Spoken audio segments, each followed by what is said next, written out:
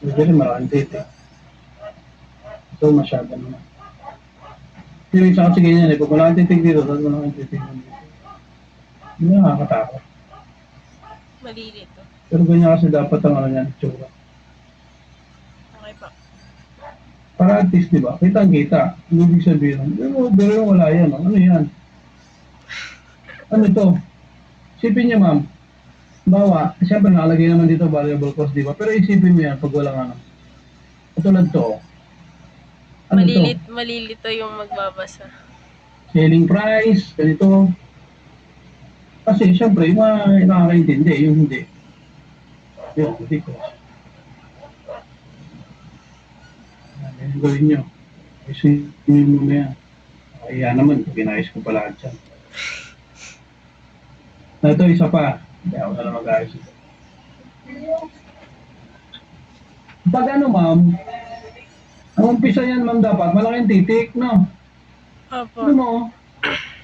Brochure, mali pa spell, tama. Tapos dito lagay nyo, amount. Amount. O, bakit? Sir, ba't dito cost? Madali na din po kasi ginawan yan. O, ba't dito cost? Dito mo amount. Kasi ito kasi costing yan eh. For me. Hindi, kasi yung cost yan eh, mga item ano yan. Pero dito kasi expense na to mismo eh. Mga madali. Capital. Lahat na lang, paliwanag. Tagal-tagal nyo yung ginawa daw to eh. Binigay daw sa inyo to, nung grade 6 pa kayo eh. Lo. Oo. Oo, ni sir. Ano rin? Pagkatapos, pagbihira kayo. Yan yung format niya ha.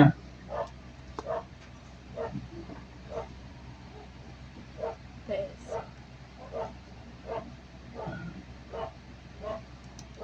Noong ginagawa ko, lalagyan ko pa ng ganito dyan. Para medyo malayo siya doon. Kasi pag tinagay mo yung grid line niya, hindi na yan halata. Ayun, di ba? Hindi na siya halata na maluwag. Para hindi siya nagsisiksikan.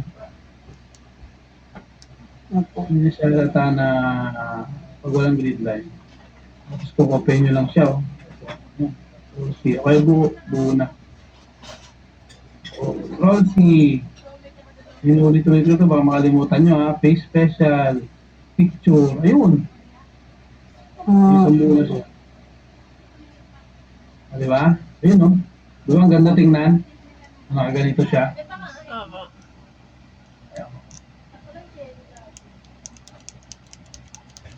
Sir, yan na lang po ba yung mga babaguhin po? Ha? Yan na lang po ba yung mga babaguhin po yung mga outline? Yung format po. Hindi, inayos ko yung format. Pero sisilipin natin to. Sisilipin ko pa na isa. Okay po. Ayan na, baguhin nyo yan ha. Tapos ganyan yung format niyan lahat dito. Okay. Yung matagal eh, baka abutin tayo taon. Humuti na yung ano ng mga ube. Ube floppies.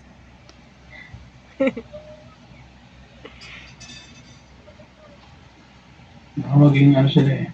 Ube flop. Masarap pa naman yung ano nila ube.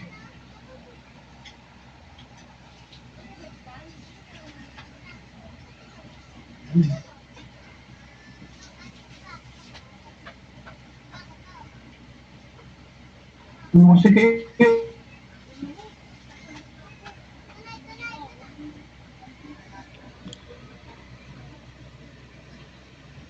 Nagtatanungan lang po. siyempre hindi nyo alam eh. Ano talaga? At kami din nagtatanong ano eh. Problema, ito yung ano, mali. Hindi mali lahat.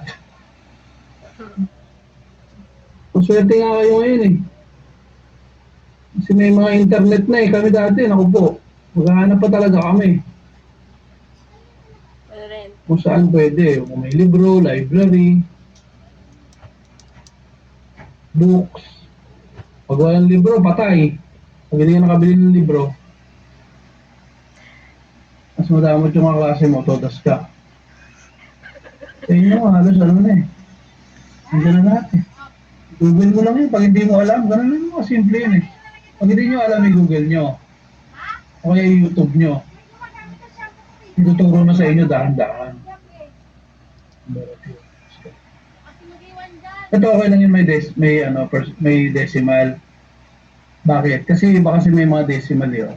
Iba wala, pero okay lang. Ma, ang ingay mo, ma. Reporting lang na dulo. Parang ma, shampoo ka dyan. Ito expense. Ito ba? Variable cost. Okay. Papunta naman tayo dito sa income projection.